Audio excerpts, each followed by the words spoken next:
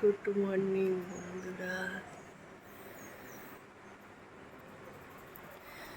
এখন বাজে সকাল 7টা। আমি উঠেছি 6:45। উঠে সমস্ত সকালের কাজগুলো করে নিয়েছি, আর ইভান পাপার খিচুড়ি বানিয়ে নিয়েছে। এখন শুয়ে আছে ইভানের পাপা আর ইভান। তো আজকে তাড়াতাড়ি উঠে পড়েছি, মায়ের বাড়ি যাবো বলে গুছিয়ে ফেলেছি। আবার ইভান বুকটাও নিয়ে যাবে, নানকে পড়ে শোনাবে বলে। চলুন তাহলে গুছিয়ে ফেলি। ইভান পাপার কি আনন্দ, নানি বাড়ি যাবে বলে। পাপা কোথায় যাবেন? হ্যাঁ, কিসে করে যাবে? হ্যাঁ, দেখ বলছে নানি বাড়ি যাবে। তো কিসে করে যাবে? যা, কিসে করে নান বাড়ি যাবে? ইভান পাপা এই ড্রেসটা পরে যাবে, আর আমি এই ড্রেসটা পরে যাবো।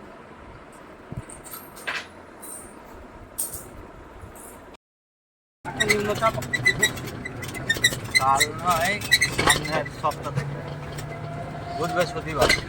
ইভান হাই করে বল। আমার হলেই তো রাত হয়ে যাবে।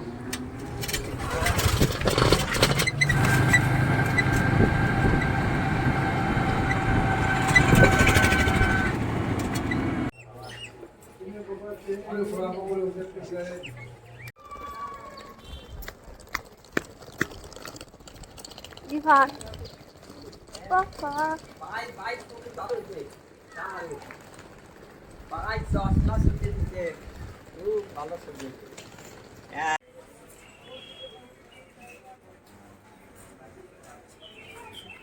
ট্রেন ঢুকছে, হাওড়া যাবার ট্রেন ঢুকছে। ঢুকছে ঢুকছে, এসে গেল।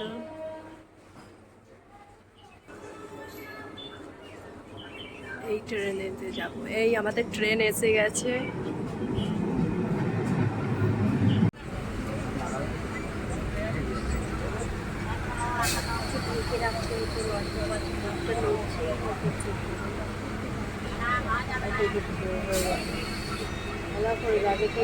কোনো রকমের একটা সিট পেয়েছি, একদম চিপসে বসে আছি আমি খুব কষ্টতে। যাই হোক, বসতে তো পেরেছি। এখানে ট্রেন চলছে আপন গতিতে, চলেই যাচ্ছে। তো এখানে কে ঝেড়েছে কি জানি ভাই, কি গন্ধ, বাপরে বাপ।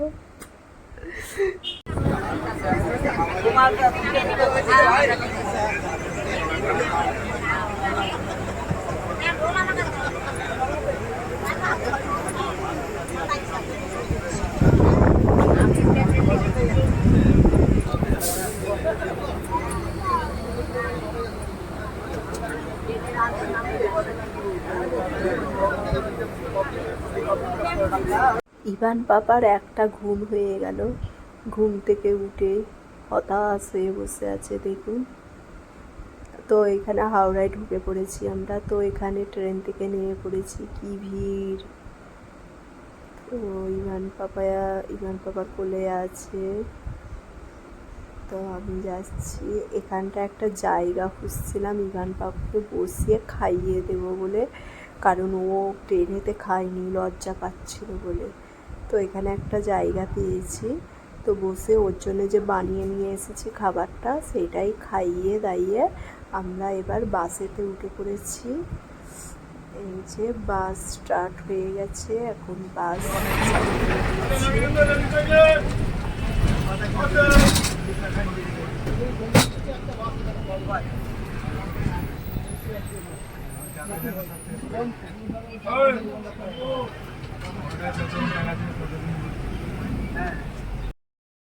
গাইস, ফাইনালি মায়ের বাড়ি পৌঁছে গেলাম।